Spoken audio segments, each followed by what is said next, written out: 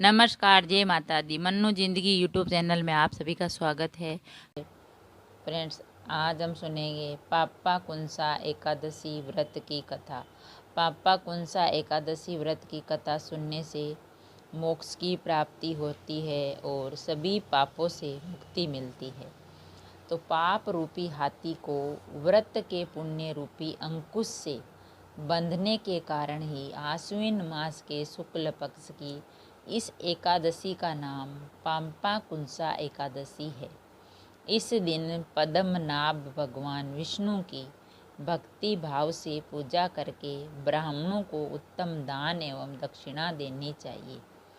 जनहितकारी निर्माण कार्यों तथा मंदिर, धर्मशाला, तालाब, प्याऊ, कुएं, बाग आदि बनवाने के कार्य प्रारंभ करने के लिए पापा कुंसा एकादशी एक उत्तम मुहूर्त है।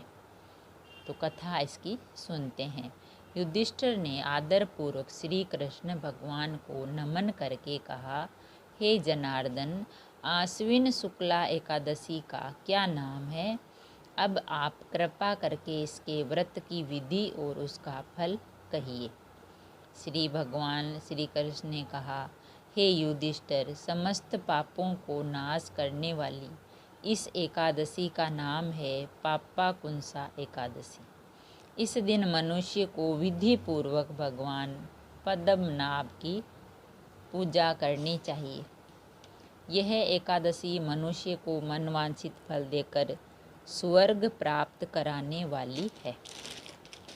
मनुष्य को बहुत दिनों तक कठोर तपस्या करने से जो फल मिलता है, वह फल भगवान गरुड़ ध्वज को नमस्कार करने से प्राप्त हो जाता है।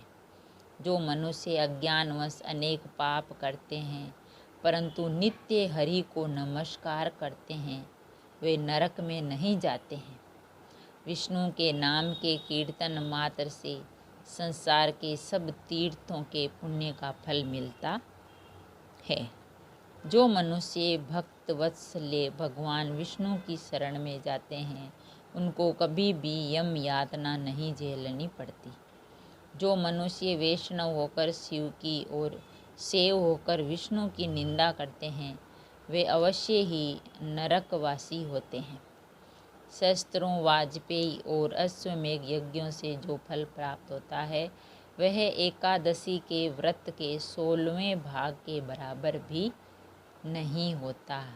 संसार में एकादशी व्रत के बराबर कोई पुण्य नहीं, परंतु इस पापा कुंसा एकादशी के समान पवित्र तो तीनों ही लोकों में कुछ भी नहीं है।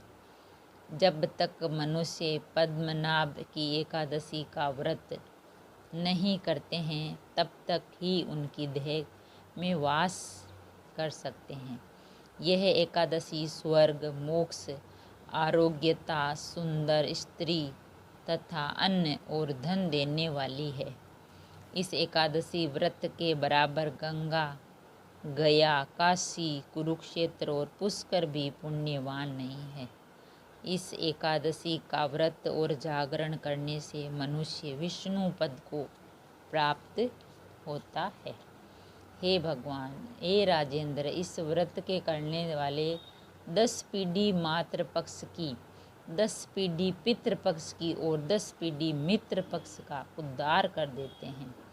वे स्वयं भी दिव्य देह धारण कर चतुर्भुज रूप हो, पीताम्बर पहन और हाथ में माला लेकर गरुड़ पर चढ़कर विष्णु लोक हो जाते हैं।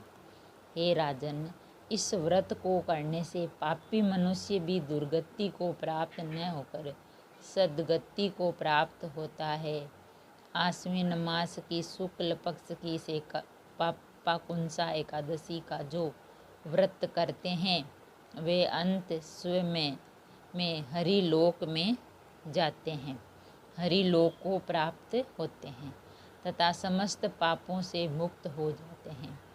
सोना, तिल, भूमि, गो, अन्न, जल, छतरी तथा जूती दान करने से मनुष्य यमराज को नहीं देखता।